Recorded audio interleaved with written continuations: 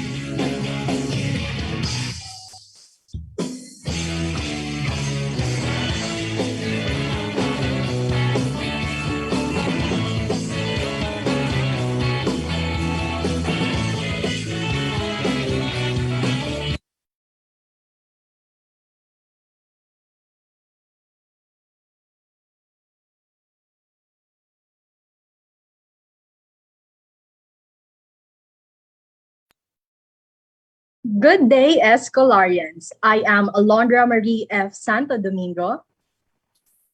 And I am Gabriel Shane Francisco. We are your Masters of Ceremonies for this year's CEU Political Science Society, Sulong, the Philippine Democracy in the 21st Century.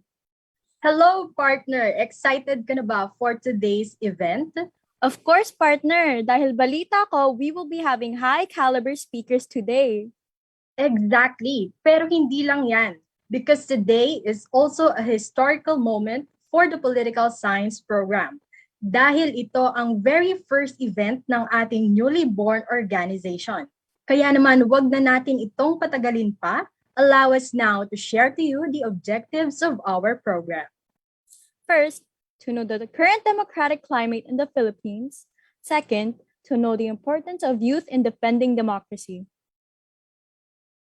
Before we begin this morning's program, let us bring ourselves in the presence of the Lord as we listen to Mr. Shael Joshua P. Sanchez to lead us with a song of praise, to be followed by the singing of the Philippine National Anthem.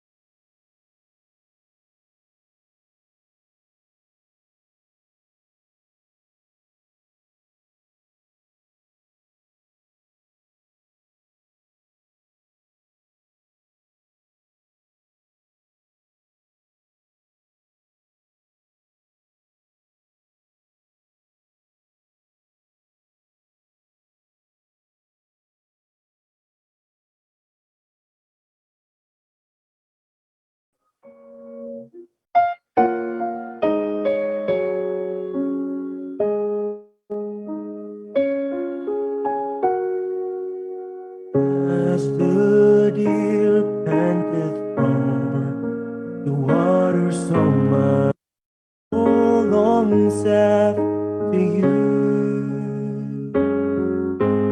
You alone are my heart's desire, and I long to worship you.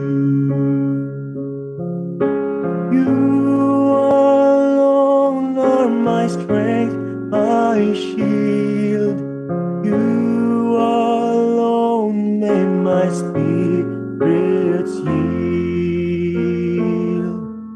You alone are my heart's desire, and I long to worship you. I want you more than gold or silver, only you can satisfy. You alone are the real joy giver and the apple of my eye. You alone are my strength, my shield. You alone may my spirit yield.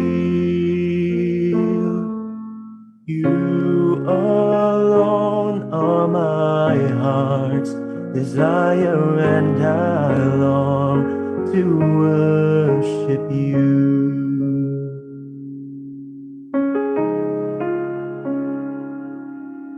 You're my friend and you're my brother, even though you are a king. I love you more than any other, so much more than everything. You alone are my strength, my shield. To you alone may my spirit yield. You alone are my heart's desire and I long to worship you.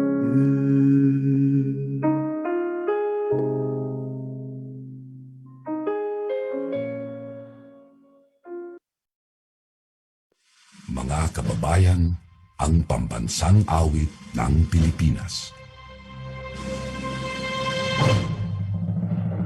Kayang magiliw, tewas magsilanganan, alam ng puso, sa titik mo'y buhay.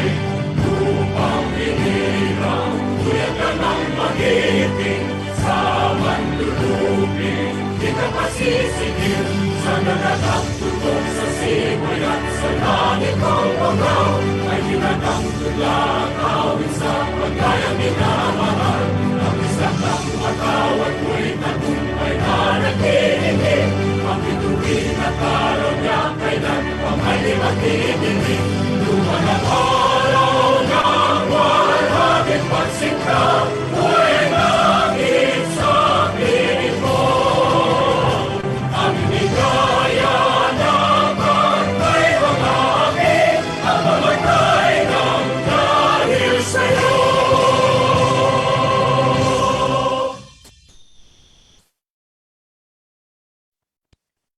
To officially start our program, let us have the hardworking and ever-supportive Political Science Program Head and the CEU Political Science Society Advisor, Professor Julius O. De Leon. Dr. Maria Cristina D. Padulina, President and Chief Academic Officer. Dr. Maria Rita D. Lucas, the Dean of the School of Education, Liberal Arts, Music, and Social Work. Mr. Diariel J. Habeliana, the Head of the Social Sciences and Humanities Department. Distinguished Speaker, Mr. Melchor Cayabyab, the Supervising Training Specialist from the Commission on Human Rights. Faculty members, officers, and members of the Political Science Society, students, alumni, and guests, ladies and gentlemen, a pleasant morning to all. Several years ago, the political science students already applying to have an organization of their own to express and articulate their knowledge and skills in the field of politics and governance, constitution and of the laws, international relation, and social responsibility. After years of persistence and perseverance of our student leaders, the Administrative Council of the University, led by our dear President, Dr. Maria Cristina D. Padulina, approved and eventually recognized the existence of the Political Science Society. With that, we are forever grateful to them. And now, we are already started our journey towards greater heights with this first General Assembly with the theme, The Philippine Democracy in the 21st Century.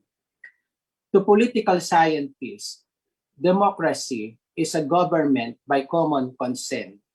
Hence, it minimizes the danger of revolution as the people can easily make the necessary changes in the government by peaceful and legitimate means, and that is through the ballot or election.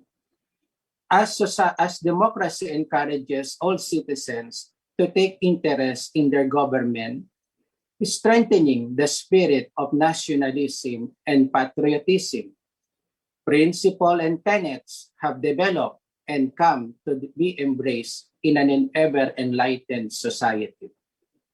Democracy educates the people on the science of politics by giving them the experience in governing themselves, and democracy inculcates a sense of responsibility among the people, making them realize the fact that the success or failure of their government depends mainly on them. History shows that democracy is so far the best form of government that safeguards the rights and liberties of the people. With that, may I call on the students to defend the ideals of democracy against those unscrupulous people who are trying to discredit and undermine the duly constituted authorities. As students of politics and governance and political science, you will become a respected voice of reason and moderation against the hysterical mob who are trying to destroy the very foundation of democratic process. In closing, may this webinar rekindle your commitment to uphold the democratic rights and principles that we cherish. May the Almighty and Eternal God, the Supreme Judge, Lawgiver, and Ruler of the universe, who has the final word on everything we do upon this earth, continue to bless and protect us in these trying times. Thank you very much. Thank you so much, Professor Julius De Leon, for your opening remarks. That indeed is an emotional and exciting moment for our community, and we do hope to continue to spread the nationalistic fire in each individual and protect our democracy. Now, we would like to invite the ever-dynamic President, Chief Academic Officer of Centro Escolar University, Dr. Maria Cristina D. Padulina, to give us an inspirational message.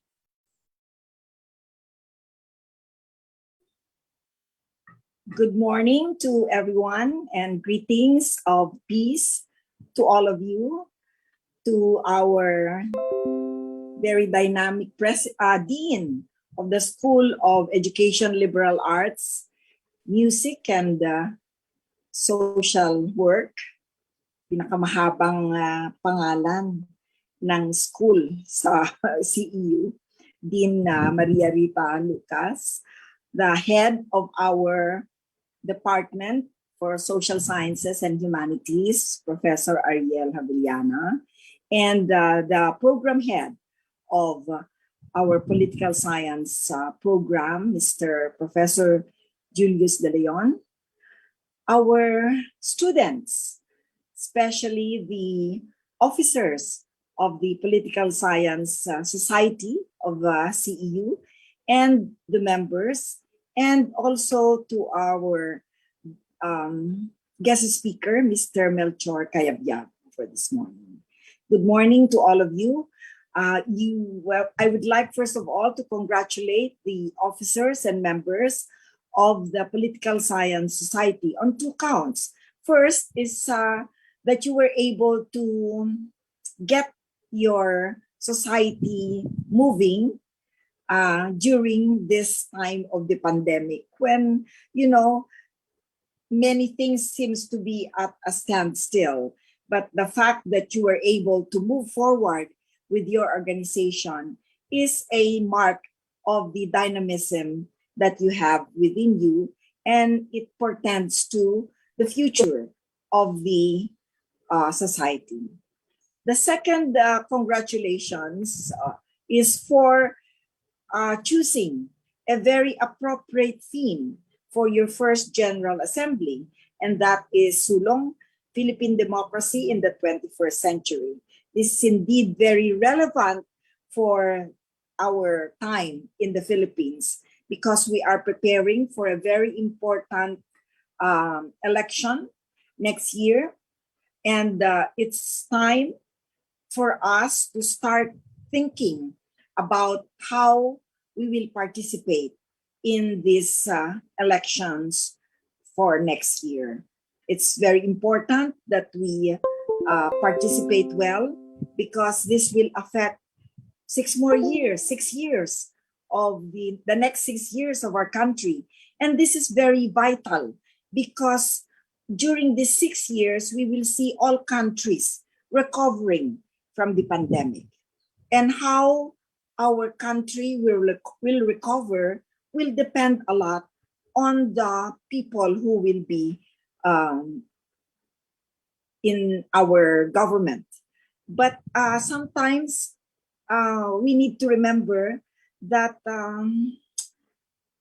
what happens to our democracy should not be left to those who govern, but should also be those that are who are governed should make a good contribution also to the outcomes of our government and to the realization of a true democracy in the Philippines. So we hope that you will be leaders in our university in bringing forth a good participation of our students as citizens of the Philippines. And your discipline is very important. And Aristotle has said that political science is is a master science or the master science. And that reminds me of my own field, which is chemistry. Chemistry, on the other hand, is referred by many as the central science because everything depends on what matter, okay, is made of. The atoms and the molecules that make up matter, everything, all the properties of things that we see around us depend on how those atoms and molecules are put together and are structured. In the same way, Aristotle referred to political science as the master science because it influenced many aspects of human life. Okay? Not just politics, but international politics as well. Um, what else? Political philosophy, of course, and the law. And of course, the discipline has or overlaps with many other disciplines, economics, anthropology, and other social science disciplines. So your field is a very, very important field. And congratulations to all of you who have chosen political science as a discipline to pursue for your undergraduate degree. So to all of that, really, good wishes to each student in the political science program and good wishes also for your organization and for the leadership potential that you have within you as individuals and as you as an organization.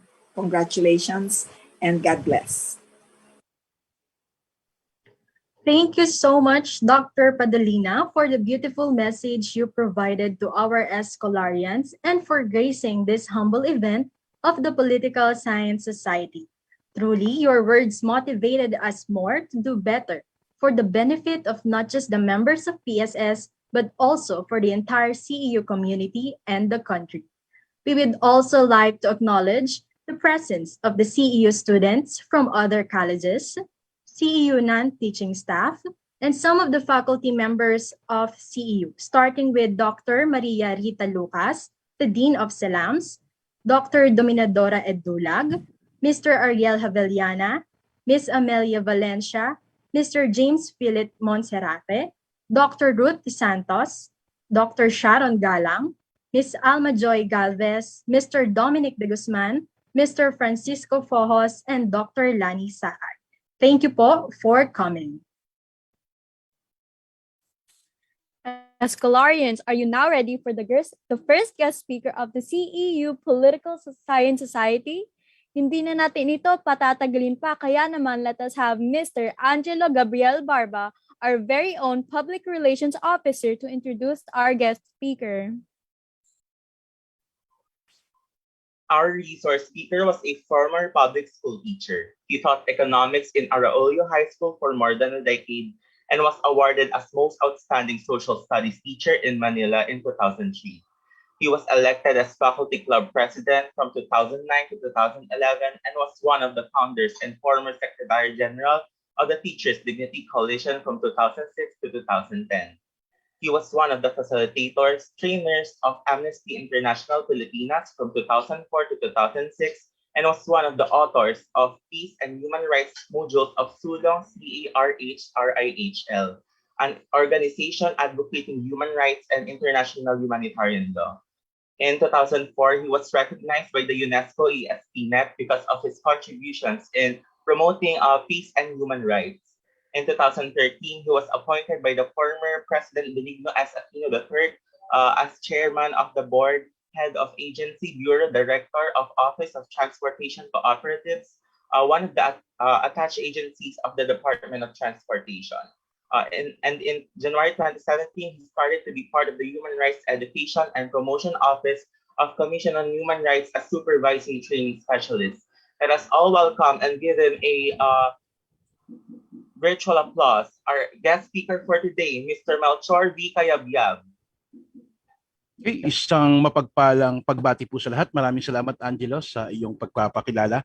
Muli ay isang mapagpala at mapagpalayang pagbati po sa lahat. Sa ngalan ng Komisyon sa Karapatang Pantao ay nagpapasalamat kami sa imbitasyon sa amin na maging bahagi ng General Assembly ng inyong organisasyon, which is batay nga sa paliwanag. Ito yung kauna-unahang General Assembly ng Political Science Society ng Centro Escolar University, at kami ho ay naatasan na magbigay ng pagtalakay hinggil sa kalagayan ng demokrasya sa ating bansa sa ilalim ng titulong Sulong the Philippine Democracy in 21st Century.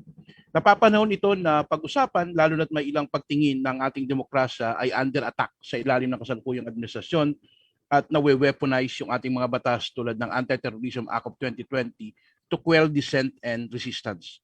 Atin itong susuriin gaano ito katotoo at kung maepekto ba ang mga nasabing pag-atake sa ating kalayaan at mga karapatan. So mag-share lang din po ako ng screen.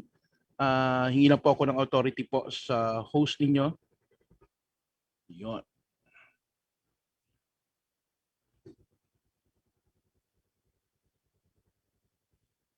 Okay, so nakikita po ba mga ma'am, sir? Yung sa screen. Okay, salamat. Yes po. Okay. So, iikot to yung aking magiging pagtalakay in 30 minutes. What is the current state of democracy in the Philippines? What kind of democracy does the Philippines have? How democratic is the Philippine society? And what is the future of democracy in the Philippines? So, doon ho iikot yung aking magiging pagtalakay. Ganun pa man ay magiging honest po ako na may pagkabias yung aking presentation. Bias po ako para sa karapatang pantao. Ang gagamitin po nating lente o lens ng aking analysis ay ang human rights lens. So iikot po yung aking pagsukat sa kung ano ho yung ating demokrasya batay ho sa mga prinsipyo, sa mga universally accepted principles ng human rights. So anyway, ang sabi nga ho dyan ni Nelson Mandela, hindi naman natin pwedeng paghiwalayin yung demokrasya at human rights. Nasabi nga ho ni George Minnie, no democracy without human rights and no human rights without democracy. So balikan lang din ho natin yung sinasaad ng ating 1987 Constitution. Malinaw ho sa Article 2, Section 1 ay sinasabi, the Philippines is a democratic and republican state. So malinaw po, isa po tayong demokratikong bansa. Sovereignty resides in the people and all government authority emanates from them. So batay ho sa paliwanag na ito, lumalabas ho sa ilalim din ho ng Article 2, Section 4, the prime duty of the government is to serve and protect the people. Akmang-akma ho ito doon sa binigay na definition ni Abraham Lincoln doon sa usapin ng democracy. Democracy is the government of the people, by the people, and for the people. Ito ho ay mula doon sa, medyo babalik lang ho tayo ng konti sa ating Foresight 101, doon sa konsepto ho, sa teorya ng social contract, in which became popular in the 16th and 17th and 18th century among theorists such as Thomas Hobbes, John Locke, and Rousseau as a means of explaining the origin of the government and the obligation of the subject. Sa ilalim ho nito, tinitingnan natin na yung mga mamamayan, yung mga tao ay nagsama-sama at nagkasundo para magbuo ng isang tinatawag nating panlipo ng kasunduan, which is ang tawag po natin is social contract, an implicit agreement among the members of society to cooperate for social benefits. Ang aming nga hong paliwanag diyan, we as a people forge a social contract with these few people, which is the state, to ensure that our foundation for a life of dignity and human rights are realized. Kaugnay nito, binigyan natin sila ng kapangyarihan, binigyan natin sila ng authority. At the same time, we entrust and centralize our collective interests and the management of our resources, natural resources, human resources to a few. Kapalit nun ay ang siguraduhin ng ating foundation for life of dignity and human rights are realized, at ang gobyerno ay inaasa natin that must respect, protect, and fulfill human rights by putting in place laws, policies, practice, institutions, infrastructures, services, and so forth. So malinaw ho na itinatadhana sa ilalim ng ating 1997 Constitution that human rights is a state obligation. At ang tawag ho natin sa modernong panahon ng social contract nito ay ang ating saligang batas na kung saan nandoon yung kaisahan at kasunduan sa pagitan ng namumuno at pinamumunuan. At sa ilalim ng konsepto ng social contract, ang gobyerno, ang duty bearer, at ang mamamayan ang rights holder. As ang government, as a duty bearer, may obligasyon na i-fulfill yung kanyang obligasyon sa mamamayan at ang mamamayan naman ay i-claim ang mga karapatang ito sa ilalim ho ng konsepto ng social contract. At malinaw ho sa Article 2, Section 11 that human rights is a state obligation. The state values the dignity of every human person. Sino ho ang nagbabalyo ng ating dignidad?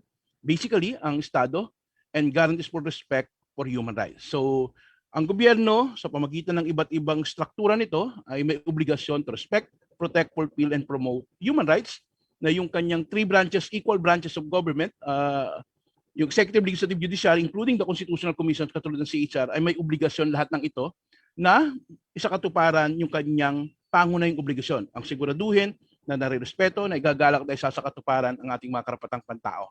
Of course, with check and balance mechanism according to 1987 Constitution.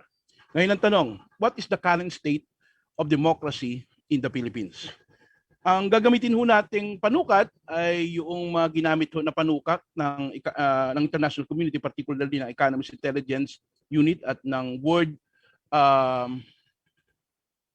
Justice Project at ng Human Rights Index na ginawa ho ng Human Rights Watch. So basically, so sinasabi nila, the Philippines rank 55 or rank 55 out of 167 countries in the Democracy Index noong 2020 as released by London-based think tank Economist Intelligence Unit. Sa ilalim ho nito, nakakuha ho tayo ng average score na 6.56, which is considered as bahagi ho ng tinatawag nating flawed democracy, which is mamaya ipapaliwanag ko ho. Pero as rank 55, tayo ho ay bumagsak ng 4 na ranggo. Kasi noong 2017, tayo po ay 51st, 53rd in 2018 at 54th in 2019. Ano ho yung ipinapakita?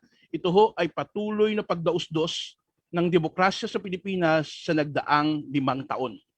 And the country recorded an average of 6.56 points, which is mababa din ho ito kung ikukumpara sa 6.94 noong 2016 at 6.84 noong 2015.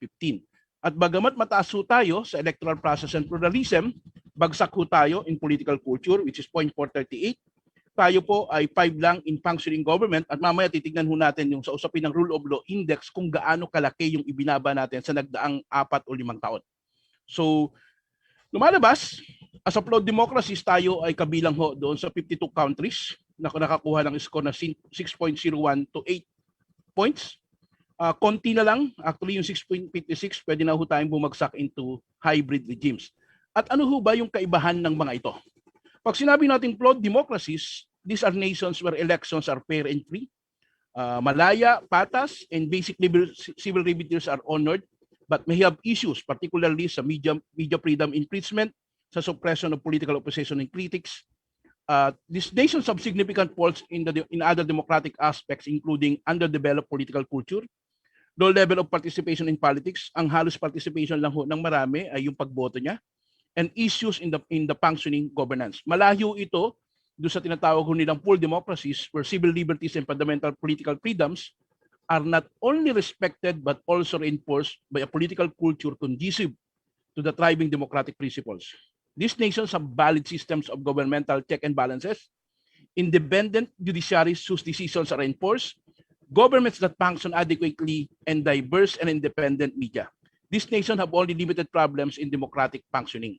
So kung titignan natin, so ang Philippines, mataas lang ho tayo doon sa electoral process and pluralism. But the rest, halos mababa tayo at halos may tuturing ho tayong isang hybrid regimes. Ano ho yung hybrid regimes? These nations commonly have governments that apply pressure on political opposition, non-independent judiciaries, widespread corruption, harassment, anemic rule of law, pressure placed on the media, more pronounced faults and flawed democracies in the realms of underdeveloped political culture, low level of participation in politics and issues functioning governance. Kung hindi nga lang ho tayo mataas, gaya ng binanggit ko ho kanina, kung hindi lang ho tayo mataas sa score ho natin sa electoral process and pluralism, mananatili ho tayong may malaking problema at may tuturing tayong bilang isang hybrid regime. Ngayon, ano ho ba ibig sabihin noong 9.17 political process and pluralism? Ibig sabihin may regular na nagaganap na eleksyon, may mga tumatakbo, kaya nga ho pluralism, may iba't ibang political party na nakikilahok sa eleksyon. Pero ang sabi dyan nila Dr. Teresa Encarnacion Tadem at Dr. Eduardo C. Tadem ng University of the Philippines, hindi ito pwedeng basta tignan ng Pilipinas dahil nga may regular na eleksyon at marayang tumakbo ang sinuman, ay may tuturing na ito ay isang malaya at patas na eleksyon. Dahil meron tayong perennial problem of political dynasties, which generally refer to traditional political families or the practices by these political families of monopolizing political power and public offices from generation to generation and treating the public elective office almost as their personal property. Makikita ho ninyo yan na may mga syudad na ang mayor hanggang sa baba ay halos sila din. Mayor ang tatay, vice mayor ang nanay, ang mga anak ay konsihal at iba pang aspeto, sila din ho yung tinatawag ho nating siya rin nilang congressman, sila din ho yung tinatawag nating governor at iba pa. So, sabi ng pag-aaral nila Dr. Tadem, lumalabas na it showed that all 80 provinces have political families and 74% ng members ng House of Representatives come from political families. Ito ho yung mga pamilya na bagamat malaya na makatakbo ang sinuman ay halos imposibleng talunin. Dahil nga sa malalim na political na capital na mayroon ng mga pamilyang ito na produkto ng mahabang panahon ng nasa gobyerno at nakapag-develop ng malalim na patronage politics bunga ng mga services na pinagkaloob ng gobyerno ng mga nagdaan. Na kung saan, sinasabi nga ho ni Dr. Tadem, paano mo sasabihin na mayroong malaya at patas na eleksyon kung in the very first place, itong mga ito ay hindi natin pwedeng talunin. Ako ho, dating political officer ng isang partido political, hindi ko na lang din ho sasabihin, sa karanasan ko sa paglilibot, lumalabas na yung mga tinatawag nating mga political families na ito, meron talagang nakatanim, hindi ho bawat barangay, kung hindi bawat presinto na inaalagaan ho nila ng mahabang panahon na sigurado ho nilang iboboto. Kung ang isang presinto ay binubuo ng 200 na individual, halos kalahati ng mga ito ay kanilang mga botante. Mga naikukuman nila kasi ito yung mga naalagaan nila sa mahabang panahon at tinututukan nila, which is magiging imposible para sa sinuman ang talunin sila. At itong mga political families na ito ay may malaking papel sa pagpapanalo ng mga national candidates. Kaya nga hindi lamang doon sa kanilang probinsya, sila din ay may malaking control sa usapin ng pagtatakda ng mga pulisiya at kung sino yung mamumuno sa isang national government. So sinasabi ng nila Dr. Tadem, hanggat ito ay perennial problem, hindi totoo na malaya at patas yung tinatawag nating electoral process sa ating bansa. Pero as of law democracies din, ay kakikita nito ng media freedom imprisonment and suppression of political oppositions and critics, in which sinisigaw ho ng mga journalists yung increasing censorship of the free press with the continued closure of largest network, yung ABS-CBN, yung pagkakatanggal ng kanyang prangkisa, and continued attacks, whether legal or in other forms, against Rappler CEO, Maria Ressa. Sinasabi, halimbawa, kakapanood ko lang kanina, yung interview ni Senator Bato, na sinasabi niya, hindi mo pwedeng sabihin na attack sa media yung pagpapasara sa ABS-CBN. Sabi niya, in the very first place, ABS-CBN lang yan. Andyan pa rin ang iba pang mga istasyon na kung saan malaya na nakagagawa ng kanilang trabaho. Pero simple lang ho ang punto. Ang sabi ho ng mga journalist dyan, ang atake sa isa is atake sa lahat. Kasi meron itong chilling effect. Nasa totoo lang naman, sa mga nakakausap namin ho, ng mga miyembro ng National Union of Journalists of the Philippines, medyo ingat na ho yung marami sa kanila na hindi basta-basta na makapag-criticize sa gobyerno sa takot na sila mismo ay balikan. Katunayan, hindi ko na sasabihin isang network na yung isang kanilang pinag-initan sa Malacanang, yung kanilang reporter, hindi sila nakapalag. Ang tanging nagawa nila ay alisin ang reporter na ito sa Malacanang beat. Na in the very first place, ang ginawa lang naman ng reporter na ito ay i-fact-check yung sinabi ng Pangulo. So, yung may mga ganitong chilling effect, at the same time, kahit yung atake kay Maria Ressa, na isang pundasyon kung bakit nanalo din siya ng Nobel Peace Prize, ay dahil din mismo sa panggigipit ng kasalukuyang gobyerno. Ganyan din ho ang karanasan natin, naging karanasan nila Senator Laila de Lima at dating Senador Sonny Trillanes. Si Senator Laila de Lima hanggang ngayon 5 taong nakakulong para sa isang gawa-gawang kaso ayon ho sa pananaw ng marami na kung saan ay wala namang material evidence pero natiling nakakakulong dahil as a pressure para sabihin sa sino man na kung sino man yung patuloy na magkikritisize sa gobyerno ay ganito ho yung inyong kagiging karanasan. The same with the case of Senator Trillanes na muling binuhay yung kanyang rebellion cases sa kabila na binigyan na ho siya ng amnesty ng dating Pangulong Aquino, which is gawa-gawa na buti na lang ay nakiisa yung korte at sabihin na ito ay mali. So ito hong mga ito, isa lang ho ang sinasabi.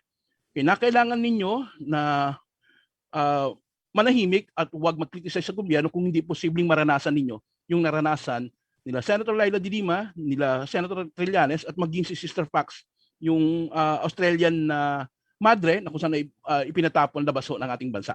So yun ho yung isang mga sitwasyon. Kami ho sa CHR noong 2017 ay kasama din ho sa prenesure at inatake. So prenesure kami na i-abolish daw kami. Buti na lamang ho, kami ho ay isang constitutional body which is hindi ho pwedeng basta abolish ng sino man, maliban na lang kung mababago ho yung ating 1987 Constitution. At hindi ho nagkasa doon. Tinangka na kami ay gipitin sa pamagitan ng budget, nang bigyan ho kami ng 1,000 budget. Buti na lang ay yung mamamayan, yung publiko ay nag-raise at nagsalita na hindi ito pwede at may offer pa nga sila na budget na mag-donate sila for CHR para magpatuloy kami sa aming mga gawain. At itong mga pressure na ito ay indikasyon ng patuloy na pagkipot ng civic spaces sa ating bansa, which is nararanasan na ho ng mga maraming civil society, the pattern of repression against civil society organization whereby governments utilize different methods to shrink the civic spaces. Anong ibig sabihin ng civic space? This is a set of universally accepted principles which allow people to organize, participate, and communicate with each other freely without hindrance. In doing so, influence the political and social structures around them. Sa kasalukuyan, sa pahayag ho mismo ng PhilRights, lumalabas na prename nila na kapag ikaw ay pumupuna sa pamahalaan, ikaw ay dinidestabilize mo ang gobyerno, which is sinasabi na mali. At itong gawain na ito ay nagpapatuloy sa anyo ng red tagging, activity monitoring, and funding control and monitoring. So kung makikita ho ninyo, halimbawa sa Alliance of Concerned Teachers, yung kanilang opisina tinagtad ng mga posters na sinasabi ng tatlong leader nila ay mga NPA. May mga karanasan ang mga komunidad na kung saan ay nagsasagawa sila ng activity, nandoon ang mga ahente ng pulisya at militar na kung saan ay sumasama sa discussion, and they would order to stop discussion they deem not positive for the government. Ganyan din ho yung ginawa nila na high-level lobby sa European Union at Geneva to stop funding suspected rights tulad ng Philippine Alliance of Human Rights Advocates ng karapatan group na gumagawa lang din ho ng kanilang gawain, which is siguraduhin na mag-investigate ng mga paglabag sa karapatang pantao. Hindi pa rin doon ho nagkasya, batay sa report ho ng wineponize pati yung iba't ibang government agencies para mag-profiling, yung DepEd ho, pinoprofiling yung mga miyembro ng Alliance of Concerned Teachers at ng Teachers Dignity Coalition. Yung SEC, ginawang mahirap at napakaraming mga dokumento ang hinihingi para sa mga tingin nila ay mga organisasyon ng mga aktivista at iba pa. Weaponization ng batas, perjury cases filed by General Esperon against leaders of karapatan, Gabriela Rural Missionaries, at maging yung mismong bangko na kung saan ay hinihingan na ng financial statement yung mga civil society organization na tulad ng ginawa sa Philippine Alliance of Human Rights Advocates.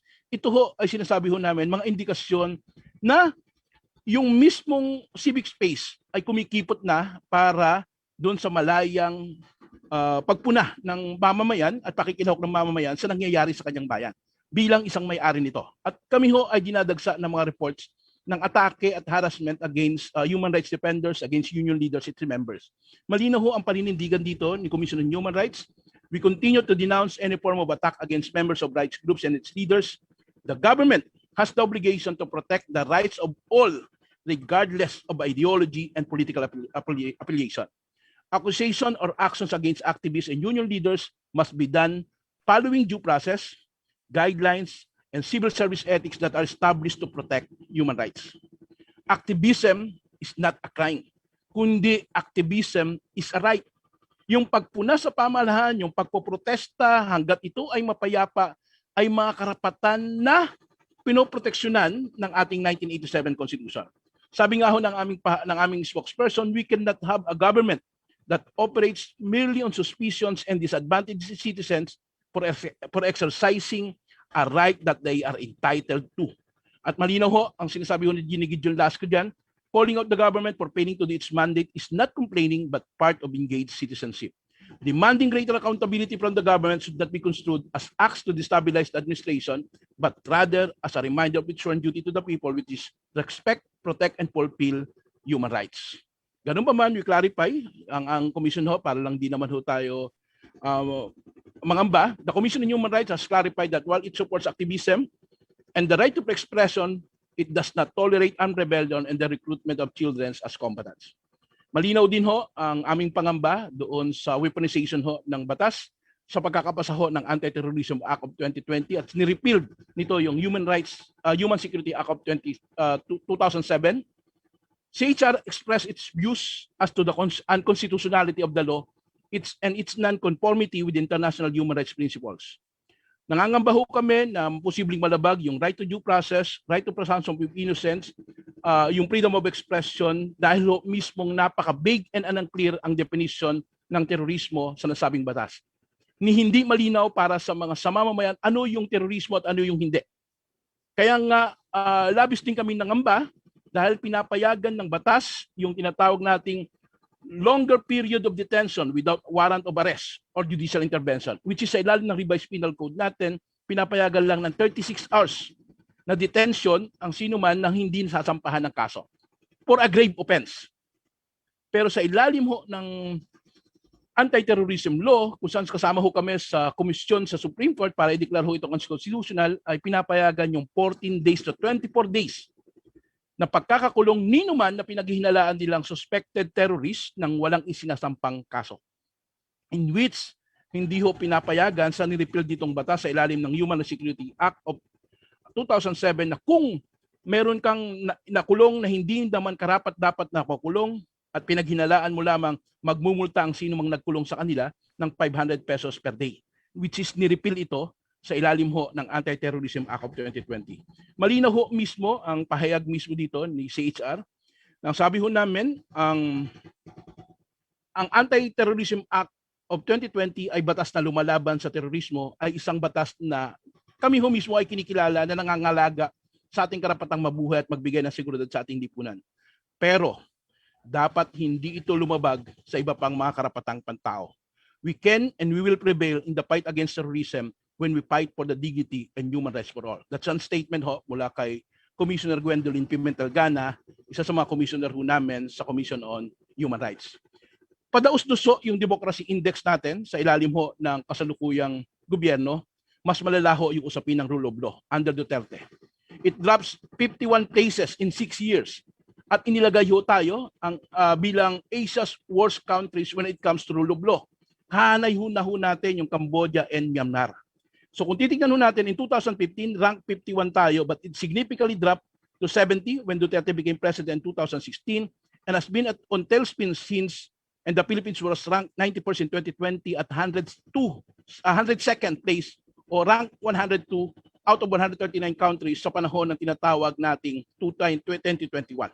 So malaki ho yung pagdaus-dus natin sa aspect ng fundamental rights from 107 last year to 123 this year, criminal justice from 112 last year to 120 this year. At ito ho ay pinangangambahan ho ng karamihan ng mga abogado, particularly the National Union of People's Lawyers. So nasabi nila, nakababahala at nakahihiya na muli na namang nasa dulo ang Pilipinas sa isa pang listahan na sumusubaybay sa mga importanteng sukatan ng paggogobyerno. Tayo ho ay kulelat doon sa pandemic response, tayo ho ay kulelat doon sa usapin ng laban sa korupsyon. Ngayon naman ho ay kulelat din ho tayo. Actually, ang laki ho ng idinausdos mula sa usapin ng pagpapairal ng batas. Pinabubulaanan ng luulat ng mga ito ayon sa NUPL, ang pahayag ng rehimeng Duterte na gumagana ang sistemang legal at opisyal sa bansa. Refleksyon kung gaano kalalim ang ibinagsak ho ng bansa sa usapin ng pagtataguyod ng karapatang pantao. At malaking bahagi ho ng pagbagsak natin na ito ay ang dami ng namamatay sa bloody drug war ng pamahalaan at yung mga namamatay ho ng mga aktivista na dinudukot, inaatake at wala hong napapanagot. Katunayan, sa record po namin sa aming 2020 annual report on human rights situation in the Philippines, meron na hong 27,000 suspected drug peddlers had been killed since PRRD was elected the presidency in 2016. and almost 250 human rights defenders had been killed. This include unionists, lawyers, journalists, and environmentalists.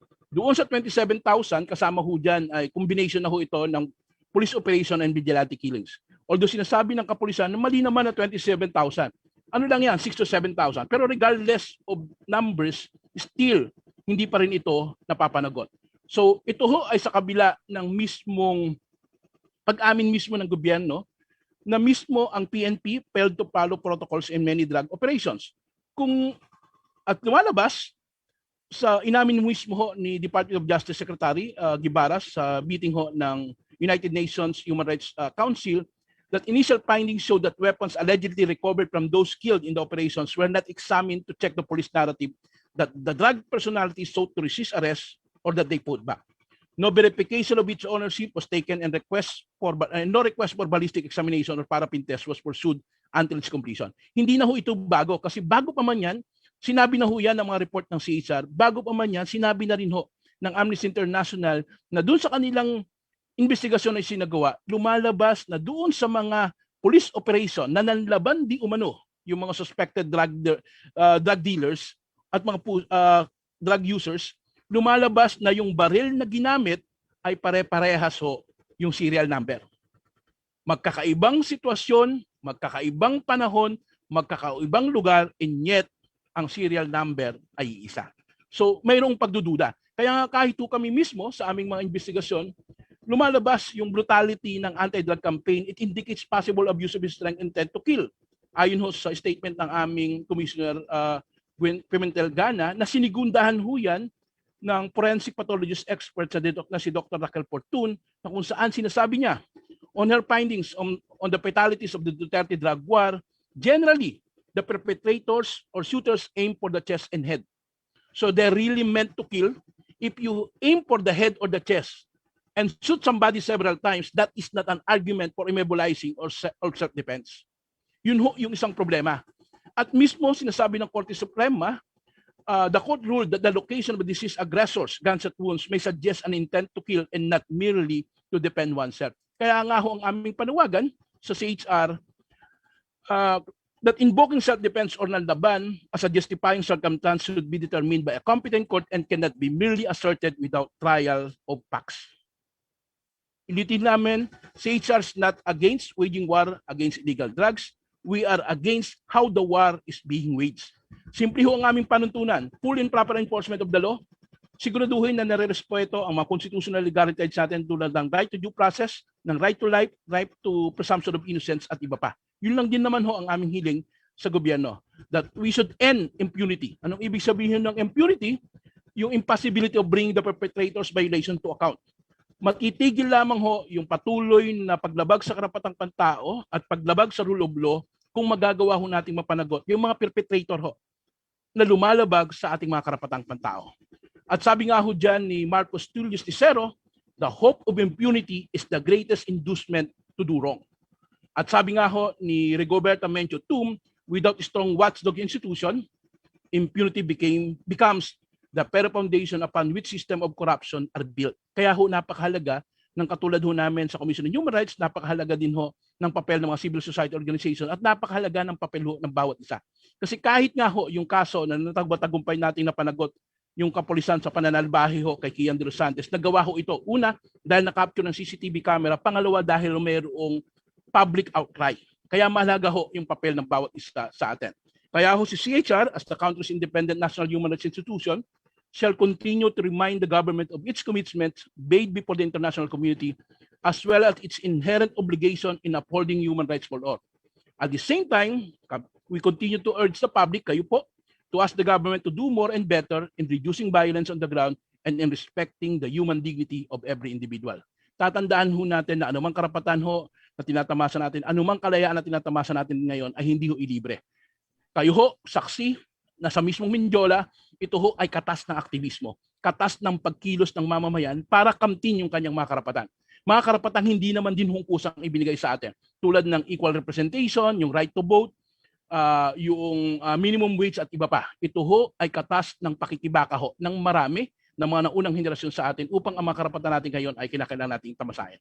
At sa dulo, ang amin hong panawagan, we should get up and stand up. Wala hong magkiklaim ng ating karapatan, wala akong makikipaglaban para sa ating karapatan kundi ho tayo mismo. So ang aming panindigan, inikahit ho namin kayo na patuloy na manindigan sa inyong mga karapatan at higit lalo sa mga karapatan ng mga taong walang kakayahang ipaglaban ito. We could not be neutral in situation of injustices because if we are neutral in situation of injustices, we have chosen the side of the oppressor. Ang sabi nga ho dyan ni Albert Einstein, the world will not be destroyed by those who do evil but by those who watch them without doing anything. Mabuhay po tayo at maraming salamat. Thank you so much, Mr. Melchor V. Cayabyab, for the informative discussion regarding Philippine democracy. With your words, our perspective about democracy has widened indeed. Thank you for the eye-opening talk and more power to CHR. Partner, nakatutuwa namang malaman na as of the moment, we have 208 participants here in Zoom. Thank you po for being with us here in our program. Tama, partner. Kaya naman, we are now proceeding to our open forum. For those who have questions, please send your queries in the chat box.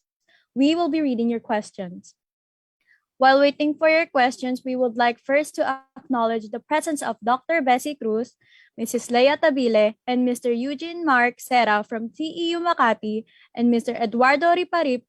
Welcome po sa aming event.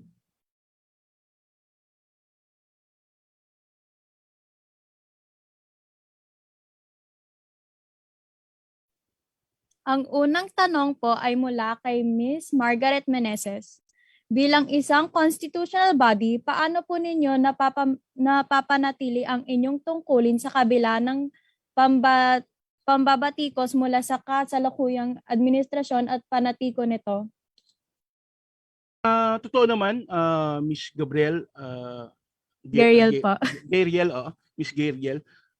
Actually, pag tinignan ho ninyo yung aming Facebook page, kita nyo ho, araw-araw minumuto, nandun ho yung atake ng mga trolls at mga banta ho sa aming trabaho. Pero malinaw naman ho yung commitment ho ni CHR, kami ho bawat empleyado.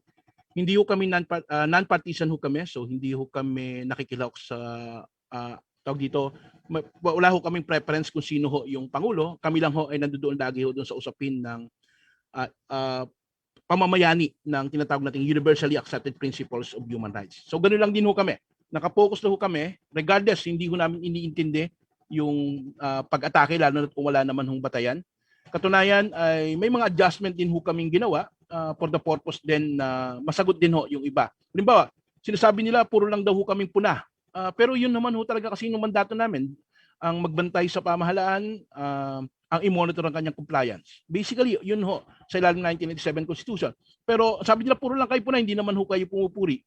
Pero makikita nyo rin ho sa aming FB page, nagsimula din ho kami na magbigay ho ng maparangal doon sa mga ginagawa ng gobyerno na actually hindi naman ho dapat namin ho gawin. Pero para lang ipakita din ho sa kanila na purihin yung mga mabubuting gawa, purihin yung mga naangkop para sa karapatang pantao. Ngayon nga hong December, kami ho ay magkagawa ho ng gawad karapatang pantao para sa mga iba't ibang ahensya ng gobyerno. Ito ho sa paraan din ho namin na gawing positive din ho yung konsepto ng human rights at hindi ho kami kalaban, nandito ho kami para tumulong at siguraduhin ng yung gobyerno na gagampanan ho nila yung kanilang gawain regardless kung sino man ang Pangulo ng bansa. Maraming salamat po. Para po sa pangalawang katanungan, may I call on Mr. Renz Fernandez to personally ask the question. Magandang araw po, Sir Cayabyab, at ito po ang tanong ko po sa inyo. 4 decades ago po, nagkaroon din po ng ganitong pangyayari sa ating bansa. Ano pong masasabi nyo sa mga nagpapakalat ng disinformation lalo na't sinasabi na wala daw pong tinorture, pinatay o kinulong dahil sa kanilang ideolohiyang politikal? Maganda yung sagot mo, Renz. By the way, thank you, Renz, sa invitation. Ito ho ay naging dahil ho sa effort din ni Renz. Basically, ay anumang pagsasabi na walang tinorture, walang human rights violation ay isang fake news. Kasi ho, nirecognize mismo ng batas, ng Republic Act 10368. I-search po natin, ito po yung human rights violations, victims recognition reparation law, Act of 2013, which is nirecognize mismo ng gobyerno sa ilalim ho ng batas na ito, na una, may paglabag sa karapatang pantao. So, 11,000 na ho sa ilalim ho noong 2019. Ito ho ay sa panahon ni President Duterte, ang binayaran ho ng gobyerno na mga human rights victims. Ibig sabihin, kung may binabayaran ng danyos, therefore may totoong biktima. Actually, ang nag-apply is 76,000. Pero ang pumasa lang ho sa processing, dahil ho, mahigpit yung batas na kinakailangan ng documentations around 11,000. So meron hong nagbayad na, nirecognize ng gobyerno na meron siyang pananagutan na may paglabag ng panahon ng martial law. At hindi lamang ang simple recognition. Inadmit niya na ito ay kanyang pananagutan. Kaya nga ho siya nagbayad ng reparation. At ang ibinayad niya ay 10 bilyong piso mula sa 174 billion pesos na nabawing nakaw na yaman ng mga Marcoses, na kung saan ay with finality ng desisyon ng Supreme Court noong 2002 na dineklara na ito ay ill-gotten wealth. Anong ibig sabihin? Dahil hindi mapatunayan ng mga Marcoses na meron silang kapasidad na mayroong ganong karaming pera sa mga Swiss bank accounts nila, sinasabi ito ay nakaw na yaman. So dalawa hong pinatunayan ng Republic Act 368. Una, may totoong paglabag sa karapatang pantao, may admission ng gobyerno, may mga biktima na discredited binayaran. Ikalawa, mayroong totoong nakaw na yaman. At yan ho ay isang katotohanan na nire-recognize ng Republic Act 10368. Thank you po. May follow-up po ako. One of the Republic Act po na sinabi nyo ay permado po ng dating Senate President Juan Ponce Enrile, na naging isa po sa mga architect ng martial law, and according po sa isa sa kanyang mga interview, na nung panahong martial law daw po, kaya ko rin po nasabi yung tanong na yun, sa kanya po mismo nang galing na wala daw pong tinorture, pinatay, or pinakulong dahil sa political ideology. Pero isa rin po siya sa pumerma doon sa Human Rights Violation Reparation Act po na sinasabi. Ano po yung stand nyo within this na nagkakaroon po ng ibang naratibo sa panig po ni former Senate President Juan Ponce Enrile? Una, maganda yun. Mismo sa fact-checking, lumabas na nga na mukhang may inconsistency. Sabi ni Juan Ponce, ni JPE, walang paglabag. Pero siya mismo ay pumirma ng batas na kumikilala na meron hong naganap na pag-torture at ina-admit ng gobyerno at yung pananagutan, nagbabayad ito. Ngayon, yung tanong, bakit nananatili yung ganitong klaseng naratibo? Isang dahilan, masakit man yung katotohanan, isa itong responsibilidad ng maraming kaming mga guro na bigo na ipaliwanag ang madilim na bahagi ng martial law ng diktadoryang Marcos sa marami. Kaya nga ho siguro madaling nabilog yung marami kasi nga dahil mukhang hindi namin naipaliwanag ng tama at nakakalungkot. Pag tinignan nyo din kahit sa social media, lumalabas ang pinakamarami ding nagsishare na walang paglabag sa karapatang pantao nung unang panahon ay mga pampublikong guro. Sinasabi ko to kasi makilala ko yung mga nakikita ko. So nakakalungkot yung ganitong bahagi. Kaya ho malaki yung bahagi na dapat gampanan ng papel ng mga guro para ito ho ay ipaliwanag. At kayo bilang mga political science students, napakalaki ng papel ninyo para tignan na at actually may sapat na ebidensya, may mga librong nabuo, kumpleto ang mga records, pero nakakatakot na mas pinili ng iba na maniwala sa TikTok, maniwala sa sinasabi sa YouTube, maniwala sa sinasabi sa Facebook. So medyo nakakalungkot na bahagi. Pero ito ay hamon ho sa bawat sa atin, hindi lamang ho sa Commission on Human Rights, kundi obligasyon at trabaho ng lahat tayo, lalo na ho kayo sa hanay ng kabataan kasi mas idealistic, mas maraming oras, mas may kapasidad na kumpara sa amin na mayroon ng mga iba pang mga responsibilidad at tumatanda na, di ba, mas nagiging mahirap para sa amin yung paggampan ng tungkulin ito. Na ito ay tingin ko malaking papel na gampanin ng kabataan.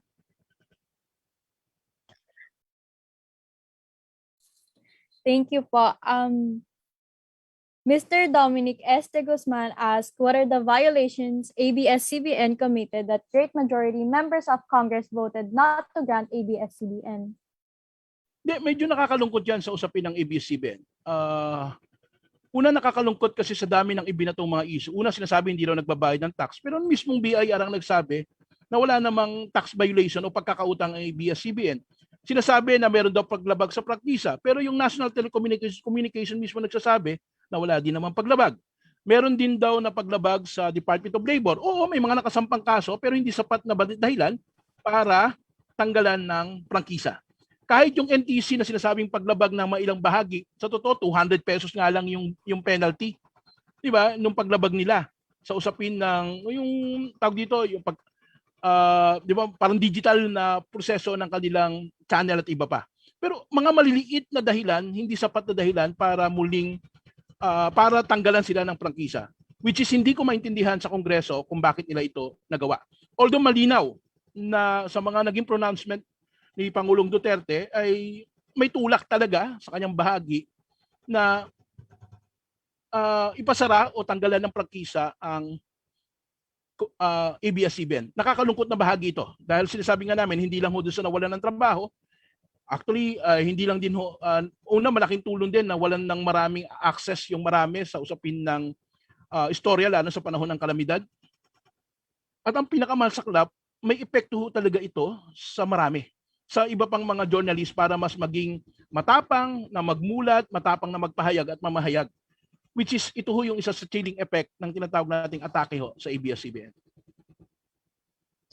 Thank you po for that answer. Actually, dagdag ko lang din ho. Maganda example sinasabi, walang chilling effect. Pero alam niyo ho ba, aaminin ko ho ito in public, na kahit ho kami sa Commission on Human Rights, matapos yung 2017, ay meron, medyo takot na rin. Tatandaan niyo every year na tuwing merong budget hearing after 2017, merong pakiramdam ang marami sa amin na sa panahon ng budget hearing, manahimik para hindi ho maapektuhan yung aming budget. So yun ba yung hindi chilling effect? Di ba? From 2017, 2018, 2019, hanggang itong 2021, pag-usapin ng budget hearing, sensitive ang bawat isa na hindi basta-basta mag-post sa social media against sa gobyerno, against sa pamahalaan. Medyo nakakatakot ho ito. Ganun din sa tingin ko ang pakiramdam ng maraming mga journalist na nag-iingat na hindi makapagsalita o makanti ang Malacanang. Salamat po, Mr. Kayabyab. Now for the next question, may I call on Mr. Gabriel Santos? Thank you. Good morning po, Mr. Kayabyab. I have this question po. As voting participation is one of the tenets of democratic society, what is your stand on possible disenfranchisement of eligible voters who are COVID positive or exposed on May 9, 2022, since there are inconsistent news on the rules and regulations about it? Thank you po. Okay, Gabriel, actually totoo yung sinasabi mo. Kahapon lang ay nasa isang meeting ako na para buuin yung bantay karapatan sa halalan. At isa sa mga issue yung disenfranchisement, particularly sa panahon ng pandemya. Ang paliwanag naman diyan ng COMELEC, i-ensure nila na may separate na place para doon sa mga COVID-19 positive para makaboto. Kung paano nila gagawin yon, medyo mahirap, pero yun naman yung commitment. Actually, sinasabi nila, nagawa naman daw nila ito sa Palawan, yung plebisito sa Palawan, itong mga nagdaan. So, yung naging plebisito sa Palawan, yun yung example nila na posibleng gawin nila for 2022 election. Pero sana hindi ma-disenfranchise ang sino man na nais makaboto maging sa panahon ng tinatawag nating pandemya. Kasi ito ay isang mahalagang karapatan ng bawat isa. Salamat po. And meron po siyang isa pang question. And the question is, what is the current state of the Anti-Enforced or Involuntary Disappearance Act of 2012?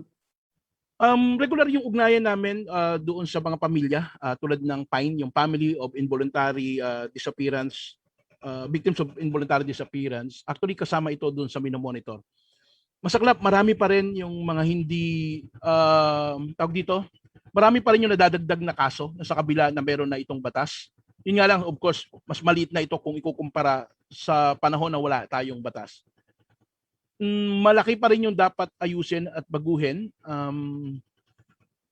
Kami ho, kasama kasi sa aming trabaho din, ay i-monitor din ho yung compliance sa ilalim ng mga batas na ito. Ito rin ho yung aming minomonitor. Pero isa lang din ho malinaw, patuloy pa rin ho itong nagaganap. Marami pa rin mga kaso ng enforced disappearance ang hindi napapanagot at hindi nare-resolba. Mas mahirap nga itong kaso ng enforced disappearance kasi kapag na-EJK yung pamilya mo, yung kamag-anak mo, nakikita mo, pwede mong ilibing. Pero yung problema dito sa enforced disappearance, hindi mo alam kung ano eksakto yung nangyari, wala kang ipalilibing na pamilya. Sa ngayon ay ito yung effort kasi mahalaga, gaya na binanggit ko kanina, matitigil lang yung mga bagay nito kung magagawa nating mapanagot o maputol yung impunity, yung culture of impunity na mayroon ho sa Pilipinas.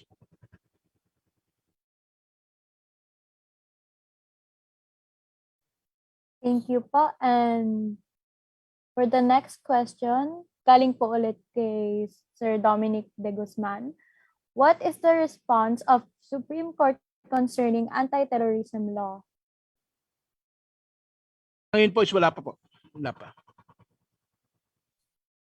Yung galing naman po kay Hannah, do you believe po na may connection ang pagtanggal sa franchise ng ABS-CBN and sa election next year? Mahirap hong sagutin ho yan sa bahagi namin. Isa lang din ho malinaw na yung mismong pagtanggal sa prangkisa ng ABS-CBN ay isang paglabag sa freedom of expression at may chilling effect ho ito doon sa freedom of the press. Thank you po for clarifying that. Meron po tayong isang katanungan from an anonymous person and the question is, ano po ang masasabi nyo sa mga tao na nagsasabi na bakit puro puna kayo sa administrasyon ni PRRD? Simple lang, trabaho lang ho. Sa ilalim ng mandato namin, kami po ay watchdog at the same time ay nagmo-monitor ho ng compliance ng gobyerno. Trabaho lang din ho sa bahagi ho namin. Yun ho kasi ang mandato namin. At kung hindi naman ho namin gagawin yung aming mandato, wala hong dahilan para mag-exist pa kami. Salamat po. And for the last question, we have a question from Ms. Alma Galvez. And the question po is, will CHR push for stricter policies to ensure accountability on the part of the government than just settle for monetary compensation for the victims of human rights violation? Okay, tama po siya. Hindi naman ho sapat talaga yung reparation lang. Actually, sa karanasan, ito na ho yung pinakamalaking inabante. Pero sa dulo, dapat hong mapanagot natin yung mga na-involved sa pag-torture, yung na-involved sa arbitrary detention, yung mga na-involved sa enforced disappearance at iba pa. Tanging sa ganung bagay lang ho maihinto yung tinatawag ho nating culture of impunity. Pero masaklap po yung katotohanan, mahirap gawin. Lalo na ho sa part ni CHR dahil kami ho ay ang aming kapangyarihan ay hanggang investigation lamang. Wala ho kaming prosecutory power at limited din ho yung aming resources. Nasa 600 plus lang ho kami sa buong Pilipinas at ang aming budget ho ay mahigit lang ho sa mahigit lang ho sa 500 million pesos. Wala pa ho 1 billion yung aming budget. Thank you so much po again, Mr. Cayabyab, for answering all the questions. And to our viewers, as much as we want to answer your questions pa, but we have to conclude our open forum due to time constraints. But don't worry, if you still have unanswered questions left, we will be collecting your inquiries na lang and forward them to our speaker. We will notify you of their answers through our Facebook page. So be sure to like and follow the CEU Political Science Society for further updates. Tingin na lang kayo guys sa comment section, mag-send kami ng link dyan.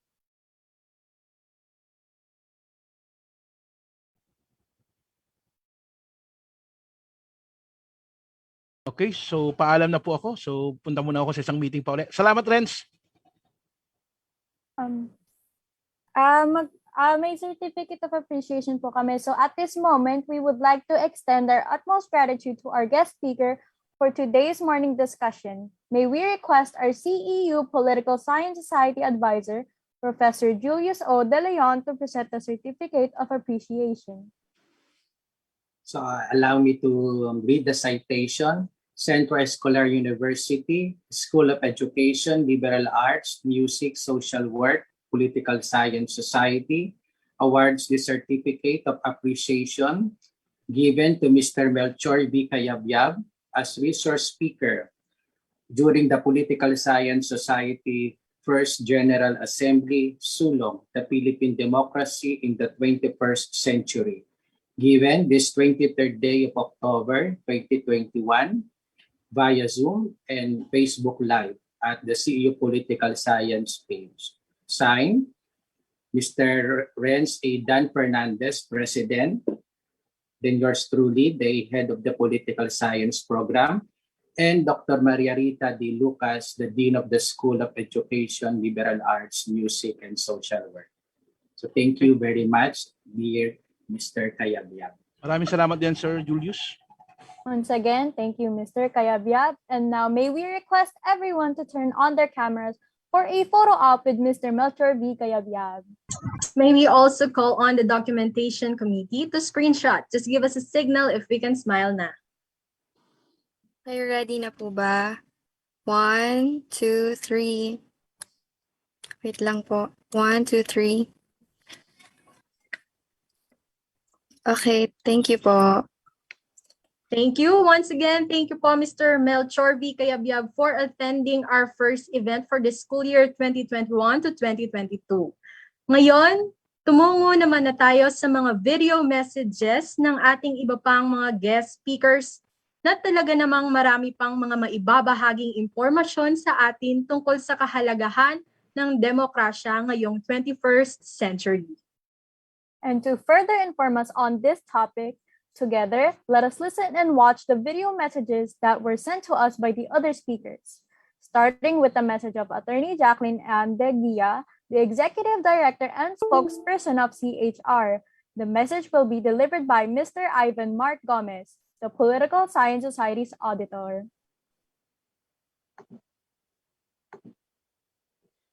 Pagbati sa Centro Escolar University, Political Science Society para sa inyong General Assembly, maging sa mga opisyal at propesor ng CEU at mga organizers ng pagtitipong ito ngayong umaga. Sa mga ganitong pagkakataon, ay lalong nabubuhayan kaming mga nasa Commission on Human Rights ng pag-asa dahil nakikita namin ang pagsisigasig ng mga kabataan, pag-usapan ang mga issue ng bayan at lapatan ito ng mga solusyon para sa ikabubuti ng marami. Gone are days when young people are seen as powerless. We recognize the participation of students in the umbrella movement in calling for transparent elections in Hong Kong. There are also young change makers in other parts of the world, such as Nobel Peace Prize laureate Malala Yousafzai, who stood up for the right to education of all, especially women and girls in Taliban. We also have Greta Thunberg, who continue to call for immediate action for climate change mitigation. In the Philippines, we also honor our young human rights advocates and defenders who continue to be vigilant against many forms of abuses and violations, including those that challenge academic freedom, freedom of expression, and the rights of other sectors. To date, we face daunting challenges as a nation. We have an ailing human rights situation in the country. We see human rights violations everywhere. In fact, the UN Human Rights Office in 2020 reports a trend of widespread and systematic human rights violations and persistent impunity in the country. To add, in the past 4 years, the state of press freedom has been a continuous decline. The latest 2021 World Justice Project Rule of Law Index records 51 spot drop for the country, now ranking the Philippines 102nd out of 139 country and 13 out of 15 in East Asia and Asia Pacific, making us one of the worst in upholding the rule of law in the region. This means that Filipinos are finding it hard seeking justice and accountability for crimes and offenses made. Our democratic space is also shrinking. There are reports on crackdowns on dissent. Human rights advocates, including media, lawyers, and activists are harassed and worse, even killed.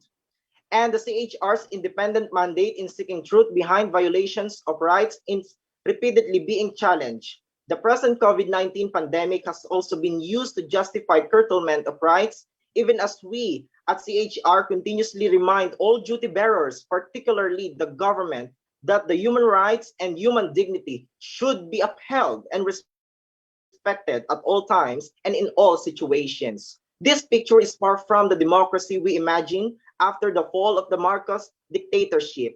And definitely, if we are to preserve the freedoms we cherish, we too must take burden of sustained vigilance against the overreach of power. It has been said, quote, "The price of freedom is eternal vigilance, end quote.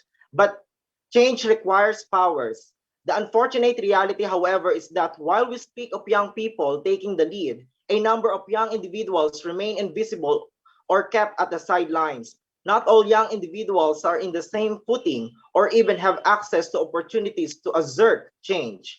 Not everyone is on social media to air their grievances. Not everyone has access to remedies when they are aggrieved, and not all young people are taken seriously, even by those in power. And so, one of the crucial advices to the youth in protecting our democracy and our freedoms is to look out for each other. Those who have the platform to be heard must be lend their voices to the voiceless and invisible youth. At the same time, it is not only important that we encourage the youth to have a stake in charting the nation's future, but we should also create the space and opportunity for them to sow. Real meaningful change can only happen if young individuals are not only heard but are also allowed to participate. The socio-economic and political environments of young individuals, however, greatly impact their ability to participate in community life. To address this, institutions must equally recognize the gamut of rights that a young person needs to live a full, dignified, and meaningful life. We are reminded of the wisdom from Jose Ca Pepe Jokno, a Filipino nationalist lawyer, statesman, and one of the leading human rights defenders of his time. He said, quote, human rights are more than legal concepts. They are the essence of man. They are what makes a man human. That's why they are called human rights. We want everyone We want everyone to embrace the idea that the best way to protect our democracy is by empowering the people, and we do so by continuously asserting our human rights and dignity, even as most especially in the face of authoritarian tendency. Finally, Jose Rizal, our national hero, said, quote, what is freedom for? If the oppressed of today shall be the ones to oppress in the future, end quote. Years from now, some of you will occupy positions of power, and we hope that when the day comes, we cut the cycle of intergenerational abuse and corruption, and you choose not be part of the system that oppresses and disregards freedoms. Please look out for the least, lost, and last in our country. When it gets tough and challenging, always remember what Kapepe also said, quote, no cause is more worthy than the cause of human rights. Thank you.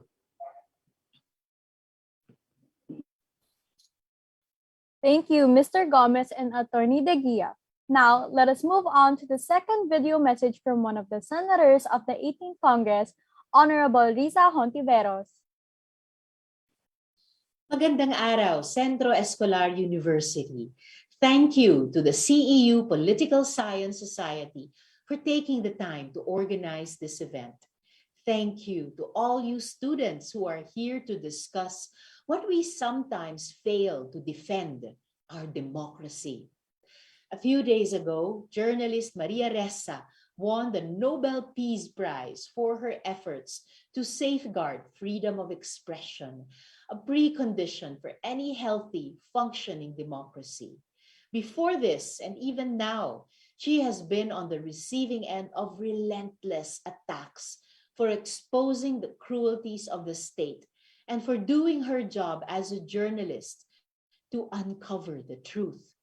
Maria Ressa is the first Filipino to have received this prestigious award. But as of this moment, Malacanang, the highest office of our country, still has not issued a statement recognizing this remarkable feat. Doesn't this speak volumes on the state of our democracy? Let's also take a look at our own lives. Have you ever wanted to post a Facebook status or a tweet that may be critical of government, but you didn't because you felt scared? Have you stopped engaging in political discourse, say online, because it often only resulted in trolls harassing you? Have you ever wanted to discuss your dissenting views with people, even with family or friends, but felt afraid? This is what's most insidious about those who try to suppress our democracy. They want us to be silent. They want us to cower. But what I think they forget is that the Filipino spirit is not easily defeated. The Filipino spirit has time and again shown courage in the midst of cruelty, of abuse. We need to tap into our reservoirs of courage. It will be our collective courage that will put an end to threats, to intimidation, to violence. Hosting this event alone, coming here to join this discussion, already shows that you have courage.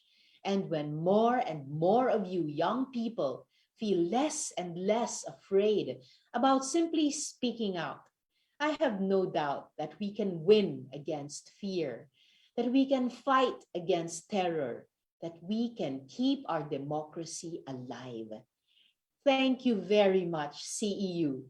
I hope you are all staying safe and healthy. Salamat muli for wanting to protect and defend our democracy. Grabe, partner. Ang ganda ng mensahe na ibinigay sa atin ni Senator Hontiveros. Tunay ngang nagbigay lalim pa ito sa konsepto ng demokrasya. Now, for the last video, let us watch with an open ear the message of the Vice President of the Republic of the Philippines, Her Excellency Maria Leonor Leni Robredo.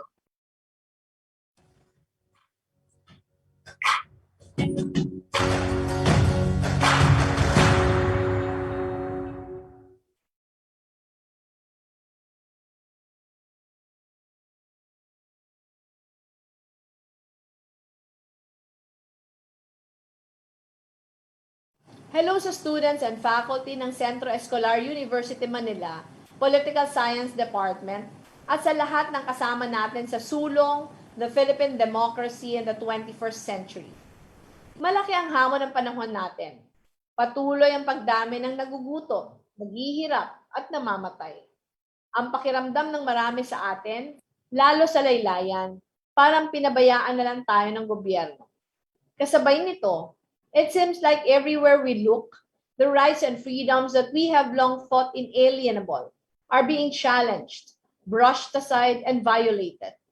Maraming oras at energy ang tinututok sa pagpasa ng mga batas tulad ng anti-terror law, sa pagbawi sa prangkisa ng ABS-CBN, sa panggigipit sa mga binansagang kaaway ng nasa poder, ordinaryong Pilipino man o mga nasa oposisyon. As students of political science, malinaw sa inyo ang ugat ng lahat ng ito, bad governance, na dala ng bulok at lumang klase ng politika. Malinaw din ang way forward. Panahon na para talikuran at palitan natin ito. Hindi lang apelyido ng mga nasa pwesto, pero pati na yung mismong sistema ng korupsyon, yung incompetence, yung kawalan ng malasakit at integridad ng liderato. Ang tugon natin dito, matino at mahusay na pamumuno. A government with competence and integrity. A government that is honest and accountable. A government that puts the interests of the Filipino people front and center. With this kind of governance in place, imagine how much loss we could have avoided, how much progress we could have gained, how much our democracy could have grown. With over 6 million newly registered voters for the coming elections, nasa kamay ninyong kabataan ang susi para magawa ito. Makilahok sa demokrasya, magparehistro at bumoto upang siguruhing isasalamin ng pamunuan ang mga prinsipyo at pangarap ng taong bayan. Use your voice to speak out against lies, injustice, and corruption. Tumindig tayo para magkaroon ng lakas ng loob na tumindig din ang mga katabi natin. Kung magsasanib ang lakas ng lahat, tiwala akong mapapanday natin yung pangarap nating better normal sa pundasyon ng matino at mahusay na pamumuno. Isang mundong mas patas, mas makatarungan at mas makatao. Maraming salamat, mabuhay kayong lahat. Nakaka-inspire naman ang mensahe ni Vice President Leni, di ba, partner? Kaya thank you, Attorney De Guia, Senator Ontiveros, and Vice President Leni Robredo for taking the time out of their day to record these short messages for us.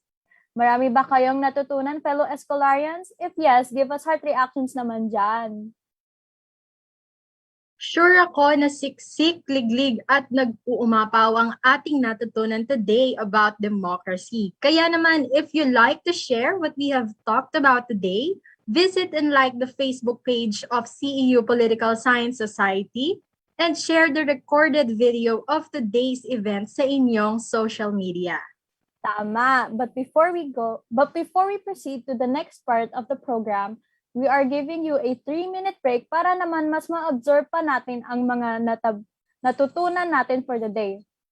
We will be right back after 3 minutes.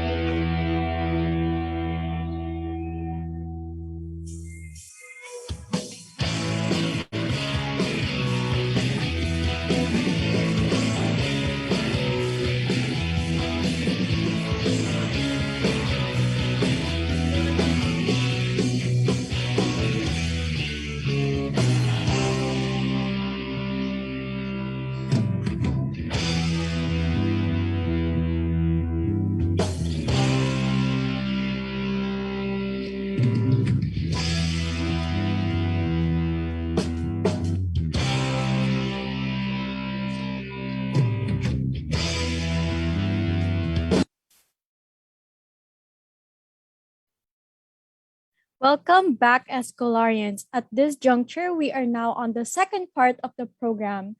But before that, let's first listen to the performance of a fellow Pol Sci student, Mr. Olivian Castro, as he serenades us with the song, Nakikinig Ka Ba Sa Akin by Ben and Ben.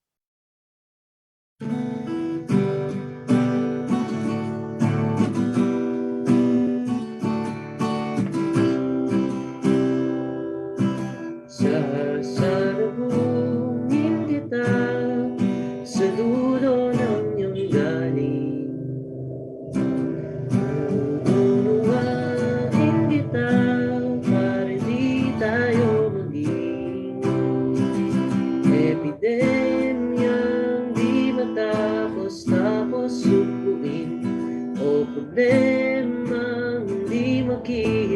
pag-asa ng salarin. Tayo ba ay naging makasarili? Sarado bang tenga sa mga hiling? Makikinig ka ba sa akin? Hindi kita gustong awayin.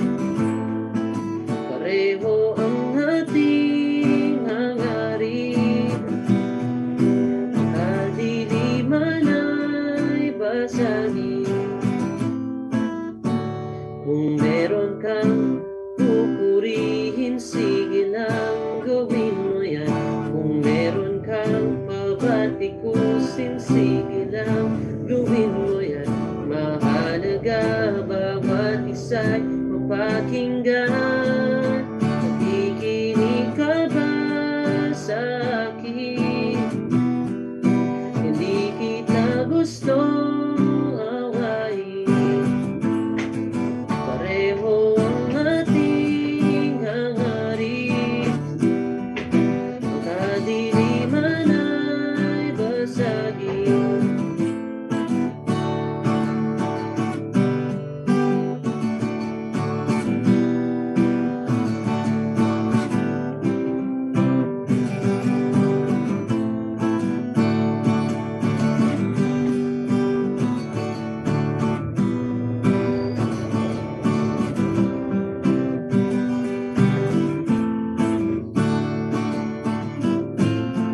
Patawad na sa pagkukulang, naririnig kita.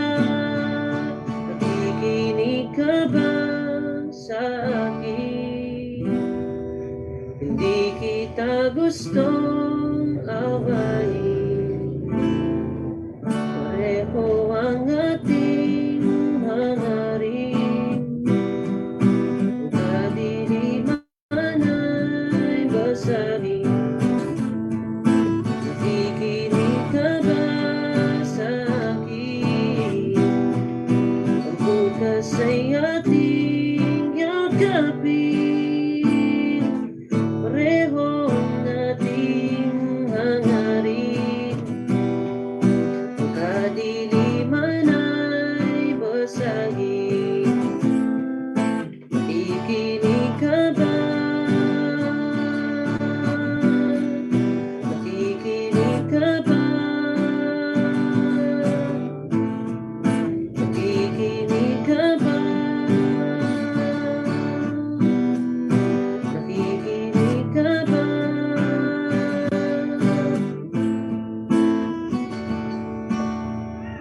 Sasalubungin kita sa dulo ng iyong galing.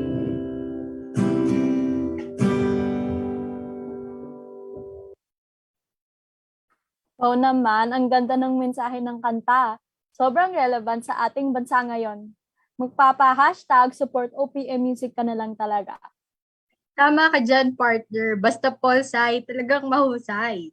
Marahil marami sa inyo ang hindi nakakaalam, pero the CEU Political Science Society is a dream come true, not just to us, but also to the past generations of CEU Polsci students. Because for so many years, this is the only time na natuloy ang formation ng ating sariling organization.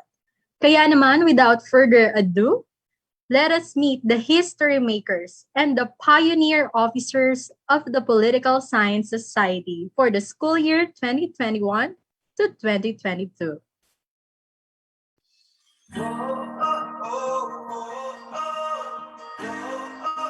Hi, I'm Mr. Julius O. De Leon, the advisor of the Political Science Society.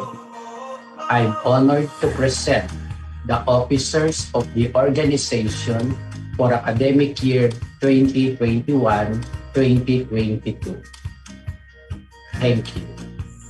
I am Renz Aiden J. Fernandez, President of the Political Science Society. I am Joel Joshua Sanchez, Vice President of Political Science Society. I am Nina Micaela Gutierrez, Secretary of the Political Science Society. I am Jose Gabriel Bermudez, and I am the Treasurer. of the Political Science Society. I am Mark Ivan M. Gomez, Auditor of the Political Science Society.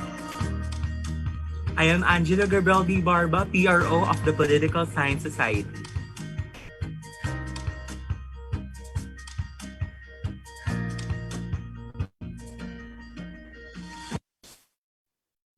At this juncture, let us discover what lies ahead of us.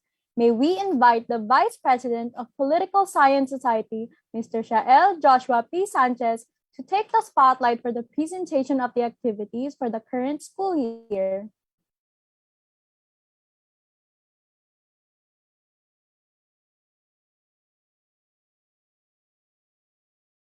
Good morning, everyone. My name is Shael Joshua Sanchez, the Vice President of the Political Science Society for the school year 2021 to 2022.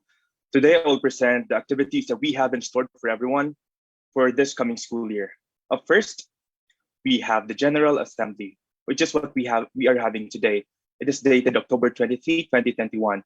The purpose of this event is to welcome the new members of the Political Science Society to the opening of the new school year. It is also to be transparent with the plans, the funds, and the activities of Political Science Society for this school year.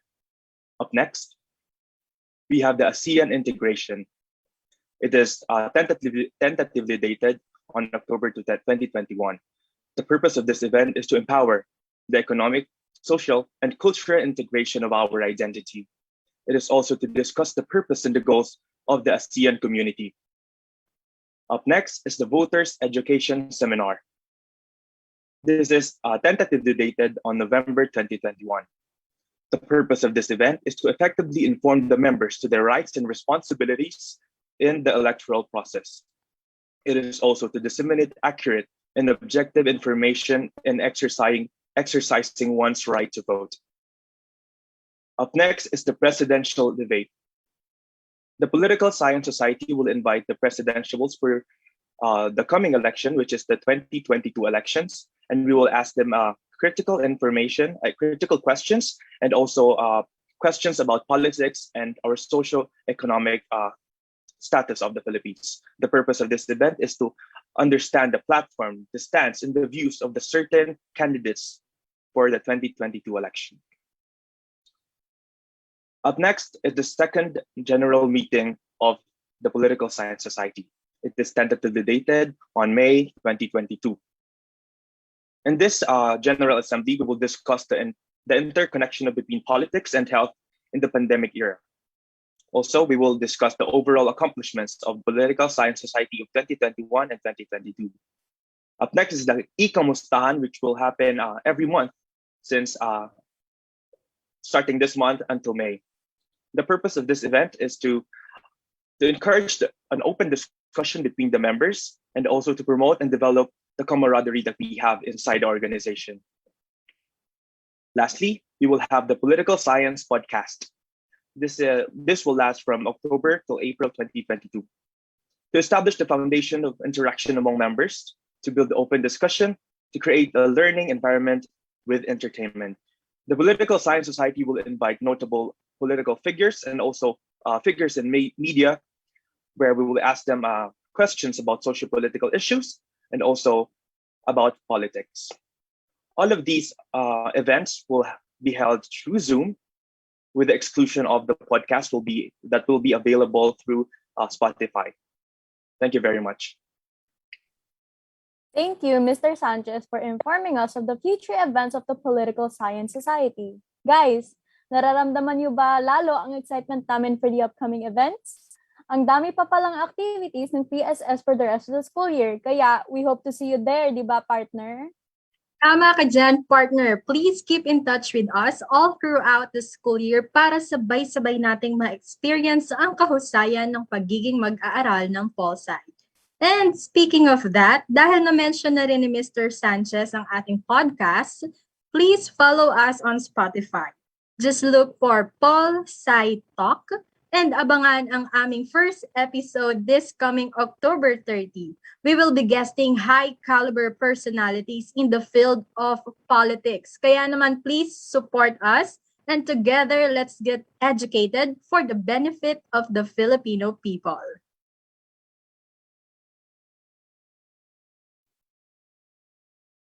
Now, for the presentation of the financial status of the organization for the school year 2021 to 2022, may we have Mr. Jose Gabriel G. Bermudez, the Treasurer of the Political Science Society. Good morning, beloved viewers and guests. As our organization just began the pursuit for its noble mission for nationalism and patrimony, we all face the challenges during these trying times of the pandemic. Thus, no collection of fees or any types of solicitation has been done. Our financial status as of October 23 is zero.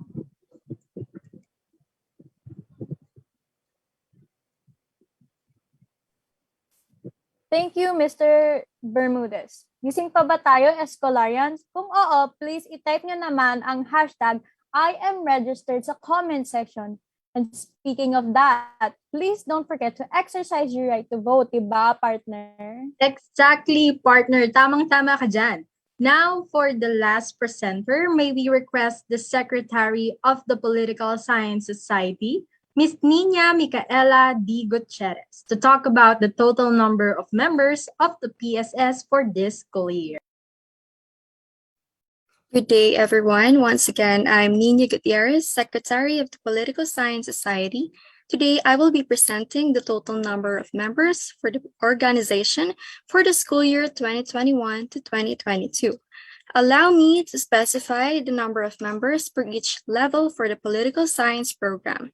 We have, from the first year, we have 38 members. We have 25 members from the second year. We have 17 members from the third year, and we have 7 members from the fourth year. And that is all. Thank you.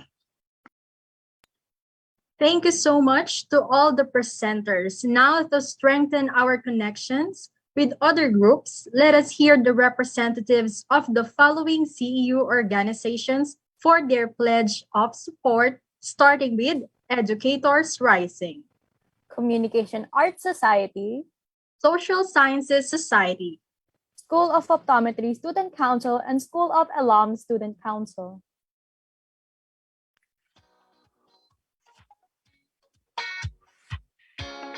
I am Josiel Caceres, the President of CEU Educators Rising, and I pledge to support the activities of Political Science Society.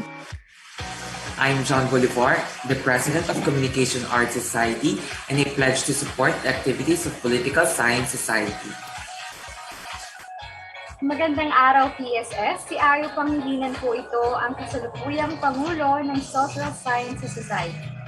At narito ako upang ihayag ang kasiyahan ng aming samahan na sumuporta sa Political Science Society. Naniniwala kami na gaya ng Social Sciences Society, ang PSS ay tumutulong ipatuyot ang pagbilinang ng pagkamakabayan at pambansang kamalayan sa mga Escolarians bilang mga pinuno sa hinaharap. Inaasahan namin ang pareho nating komunidad ay magsusuportahan at magtutulungan para sa katagumpayan ng lahat ng ating mga proyektong hinanda para sa buong taong ito. Mabuhay! Patriotic greetings. I am Sienna Rose Almabuti, President of the Optometry Student Council, and I hereby pledge my support to all the activities of the Political Science Society for school year 2021 to 2022. May we have a productive and fruitful year ahead. Matagumpay na bukas para sa ating lahat. Magandang araw para sa mga lingkod na naririto. Ako, si Margaret Mandy, ang kasalukuyang President ng Alum Student Council, ay pinapahayag ang buong suporta ng aming konseho para sa mga programa ng Political Science Society sa taong ito. Sa gabay ni Sir Julius De Leon at sa pamumuno ni Renz Aiden Fernandez, katuwang ang iba pang opisyal, patid namin na mahusay nila mapaglilingkuran ang ating komunidad. Magiging kaisa namin sa paghasa ng magpiin ng bawat Escolarino at mahahanda sila upang maglingkod para sa bayan. Mabuhay Polsay, mabuhay ang Salams.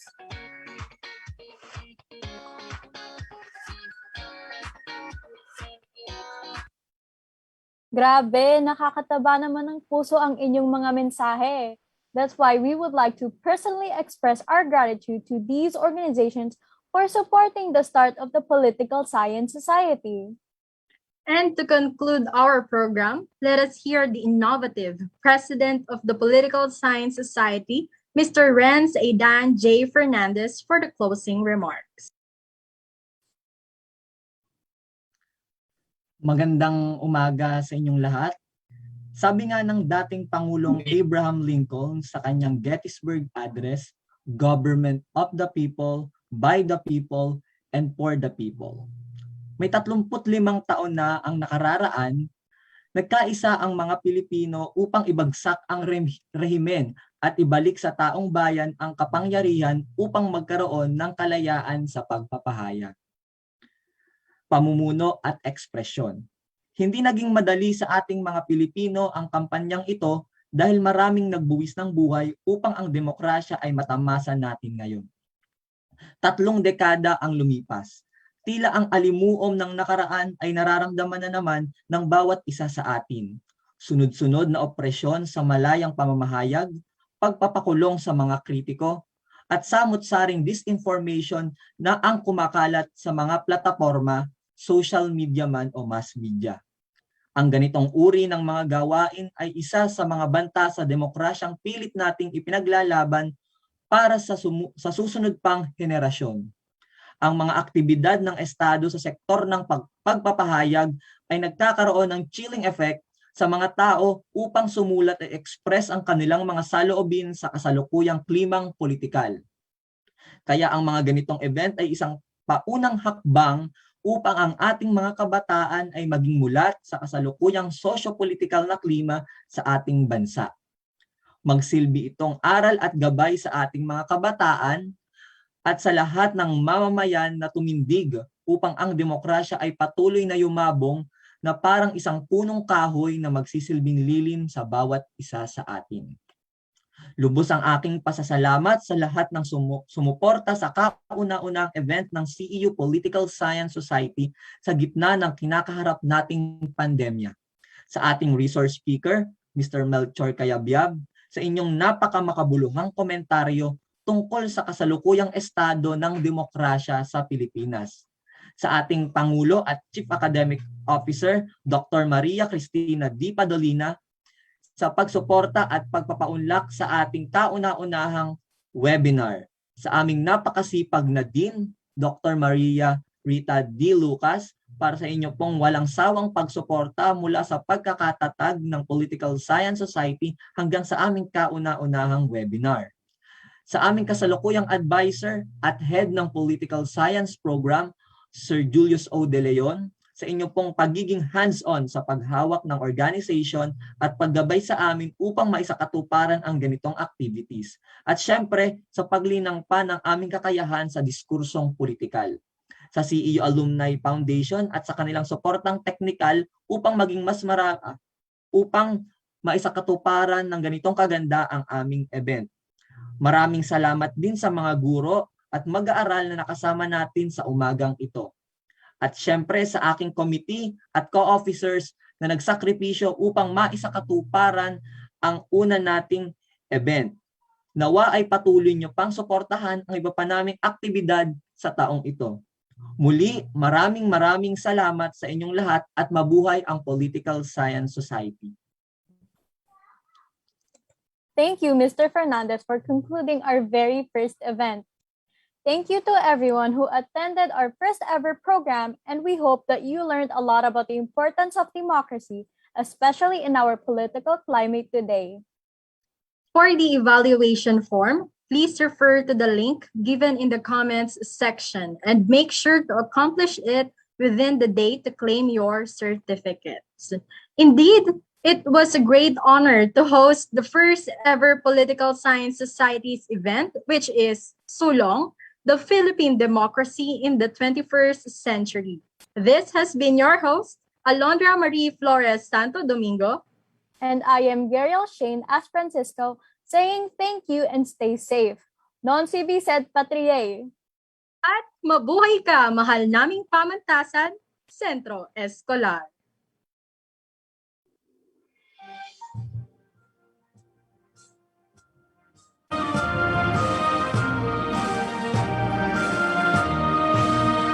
Mabuhay ka, mahal naming pamantasan, papuri sa dakilang Centro Escolar. Ika'y dambana ng pag-ibig sa bayan, at agham na sa riyang matagumpay. Kapag ang diwa ng iyong mga hilig, magmula sa puso't bibig, sabay-sabay na ipasisigawan. Mabuhay ka, dakilang Centro Escolar. Mabuhay ka, mahal naming pamantasan, papuri sa dakilang Centro Escolar. Ika'y dambana ng pag-ibig sa bayan,